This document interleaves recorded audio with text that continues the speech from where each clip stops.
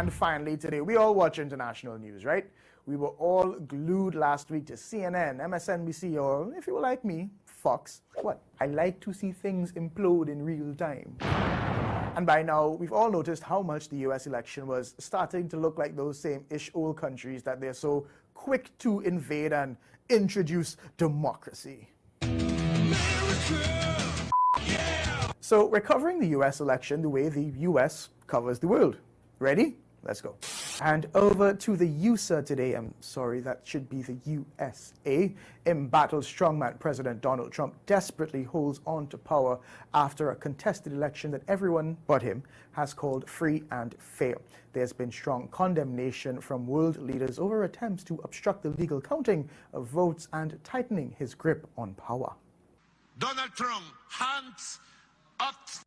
The United States is threatening to place visa restrictions on United States officials that the United States deemed to be undermining democracy. Today I'm announcing visa restrictions on individuals responsible for or complicit in undermining democracy in China. Immediate family members of such persons may also be subject to restrictions. The government must respect the results of democratic elections and step aside. International leaders say they're closely monitoring the results in the North American country of United States of America. They're calling on citizens there to remain calm and trust in the democratic process. As each day passes, we become more optimistic. Cautious, of course. And still cautiously waiting to learn who'll become president. I have great confidence in the democracy of the United States. It was an extremely close win in the U.S. state of Wisconsin, primarily known for its cheese. And the slogan, whatever happens in Wisconsin stays in Wisconsin, but nothing happens in Wisconsin.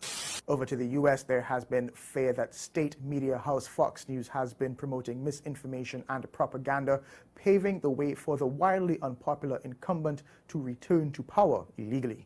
Aren't they out? Why isn't the Republican Party en masse demanding the Department of Justice move in here? It's been absent for the entire process. Little sweetheart. Can you give us an answer to that? Why aren't they demanding the Department of Justice step into a political crime as it appears obviously diminishing? Thank you, Rick, and I will do just that. Voting took place in the disease-plagued country amidst strong racial tension and ethnic violence. There were reports of violence against peaceful protesters by the state. However, government officials say they're simply trying to maintain the peace. We've seen violence and chaos in the streets of our major cities.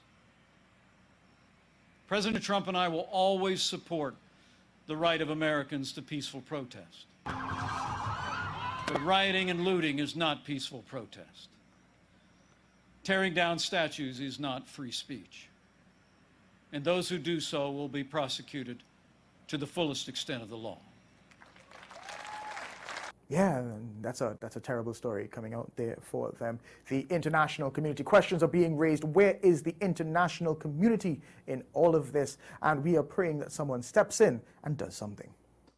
Today, it is clear that governments must do more to listen to people demanding change, open new channels for dialogue, and respect freedom of peaceful assembly. And after the break, we are dogs versus cats. Which is better? We have a panel discussion and a full team coverage. Stay with us.